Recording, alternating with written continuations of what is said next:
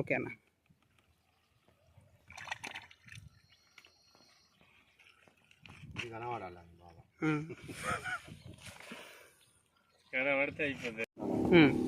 ఇప్పుడు ఎవరైనా చూస్తే ఏమనుకుంటారు అంటే ఆకు బరబ్బర్ ఉంది కదా అనుకుంటారు. అవును. ఓకే. ఇది కథ వెనకాల అదే ఇదే చెట్టుకు దీన్ని తీసుకున్నాం. అచ్చా, ఈ ఆకు ఉండదు. ఎందుకన్నా రీజన్ ఏంటి? రీజన్ అంటే చిగురు ఎక్కువ వస్తుంది.